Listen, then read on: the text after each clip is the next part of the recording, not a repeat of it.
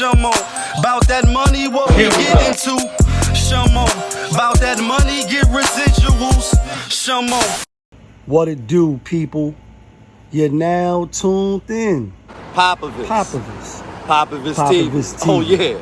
We live, we rolling, we unscripted, we authentic, that feeling back up in here one more again. So if it's your first time, go ahead and hit the like button, subscribe, hit the notification bell. To everybody else, you already know. Tony, there was no other way. We in the end game now. All of the options that our hard work and circumstances currently afford us. And that means that single motherhood by choice is going to be an option that more and more Black women consider and even exercise. Let's listen to what you guys So say. anybody that's in their feelings about that, go ahead and start to process right now. Because Black women that have the privilege to embark upon this expensive and oftentimes lengthy process will increasingly decide to forego marriages and partnerships that do not serve us and that are not in our best interests. Okay, I hear that. And now that bypassing those insufficient relationships does not have to come at the expense of motherhood, well, frankly, it's a whole new world. Still could be a mother. A world in which Black women are no longer subject to the desperation of being Being pick me. because now we get to do the choosing. And as we choose, we do have to contend with the reality of a dismally small supply of Black sperm. Hold on. Because most Black women on this It's a whole lot of Black sperm out there, but not at the clinic. I mean, a whole lot of Black men. I'll jump in real quick. As I watch this back, she dead ass serious. That's number one, right? She's definitely serious. And she talked it into existence because now she is pregnant. You heard us say it's scarce. And the reason why it's scarce is off the top, I can't think of anybody that I know coming up or even now that's going to the clinic donating sperm, being a blood donor. You know what I mean? Doing certain things is like, you gotta not be the lowest of the lowest. I mean, donating blood is kind of considered more honorable. People need blood, accidents, they match up the blood type. You can possibly be saving a life, right? I don't know how many, pints or whatever you get $20, $50, you selling your blood. You know what I mean?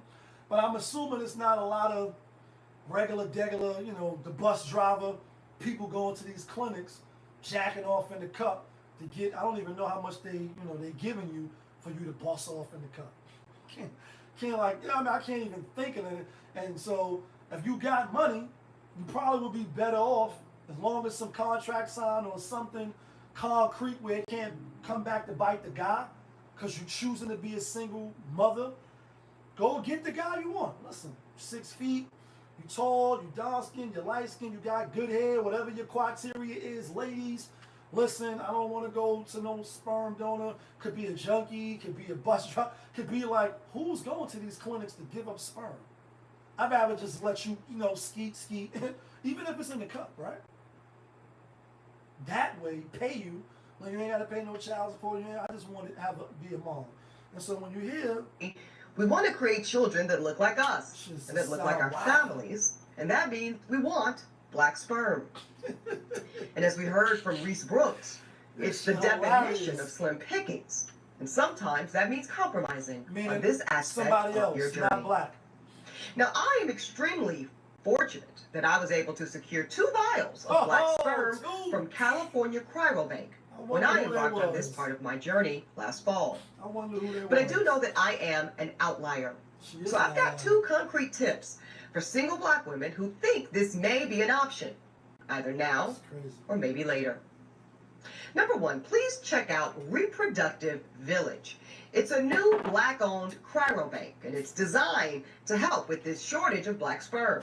It's set to open its doors in D.C. later this year. It will also have drop-off locations in Atlanta and Houston, Texas. And number 2, be proactive. I say we gonna cut it right there, right? So she giving good advice. She also kept it a buck, like, listen, I'm an outlier, so this may not be your case. And just like with Vivica Fox, real briefly, for the ladies, You know what I mean? Like, where the ladies at? Where the ladies at? Keep in mind, these people that's on these channels, or, you know, people like her, they, you know, they go viral or whatever. They got money. They got resources. So ultimately, they're going to be all right. I can't really see a person that don't got no resources. You working a 9 to 5 or whatever. You got a good career, but you not well off. You know what I mean?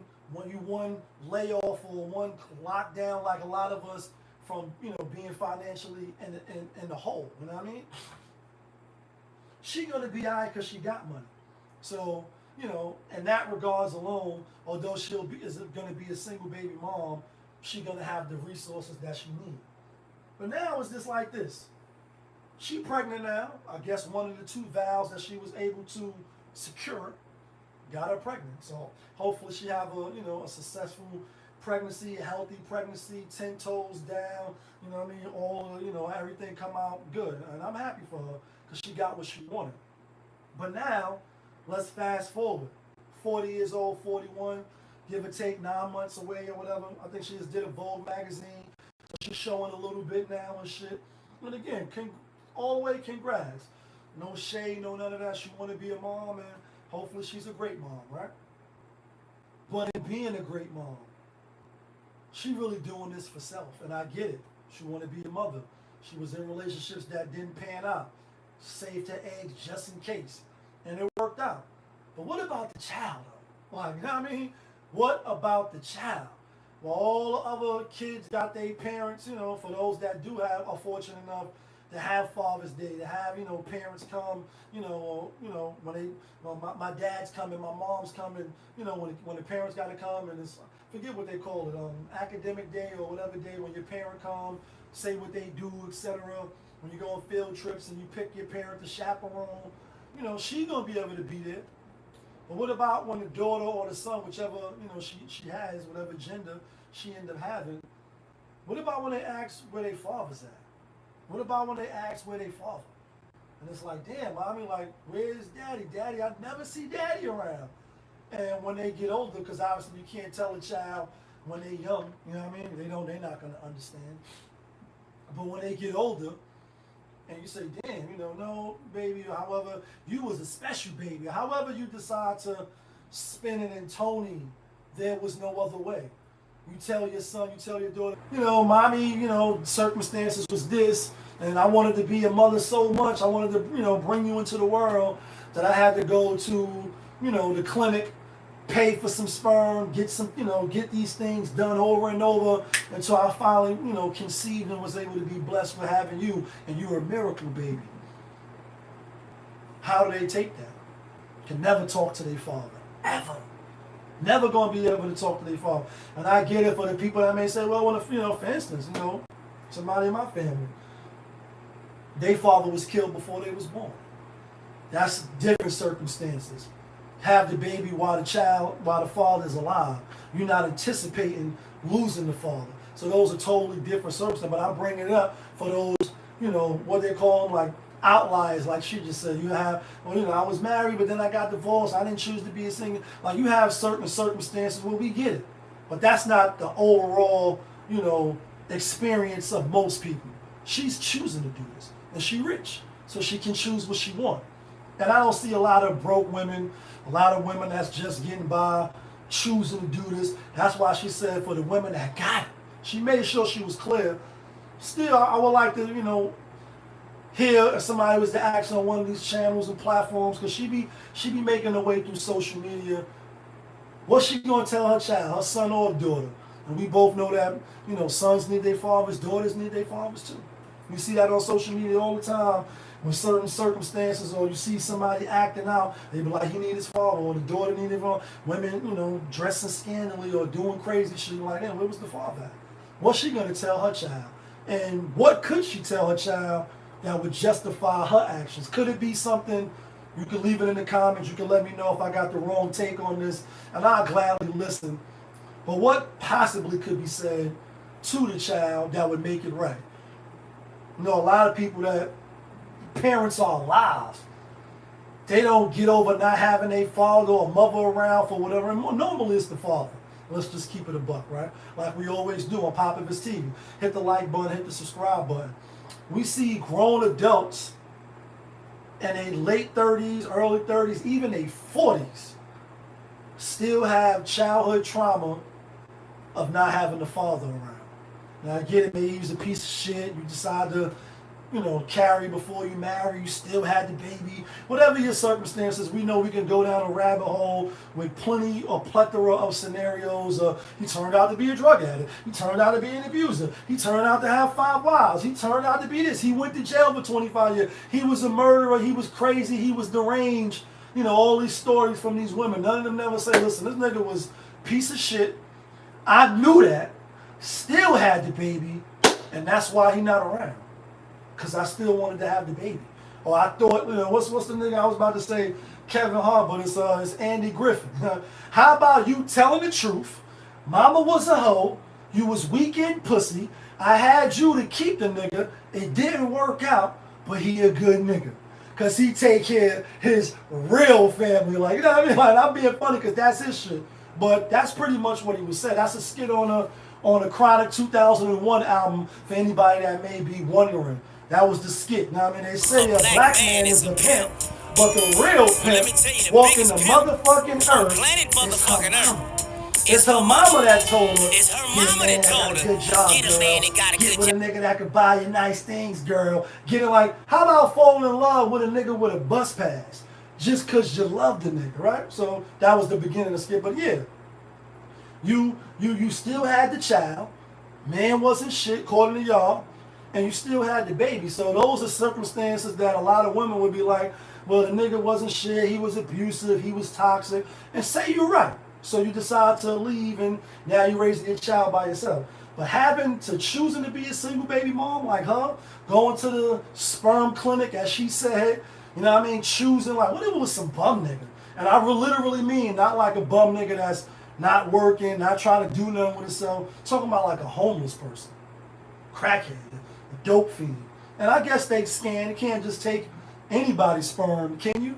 I don't know. I never went and skeeted in the cup. But I'm just like, damn, like, who's going to these clinics to give sperm? Especially black men. That you had to go do that just to have a child. And now you got the child when the child is 10 years old, boy or girl.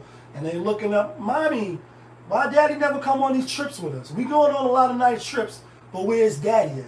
Or, when you get with when you do get with a guy, because it's not over for her, I think Eboni K. Williams, for those that just joining, I think she's still an attractive lady. I don't think she's unattractive. I think she still look good. She's 40, she's older, but she look good. So it's not out this, it's not out the scope of realm that she can get with another partner. She can get with a man. But when it comes, it's like, damn, you had a baby. Father ain't dead. He ain't in jail. You chose to have a child on some single shit. And again, you could do it because we all can do what we want to do in this life that we have. We only got one. But is it selfish? Yes, I think it is. I think it's very selfish. And then two, what do you tell a child after they ask where they father at? A lot of grown people still walking around right now having issues from not knowing their father, don't know what happened with their father. Like, damn, I just know my stepdad, or I know mommy boyfriend, or Uncle Ray, or whoever, because I never knew my father. A lot of people, it's like that. So she's choosing to do that to her child, which is fucked up. You know the vibes. Yeah, kid. SeLFisH TV. Oh shit, we live, we rolling.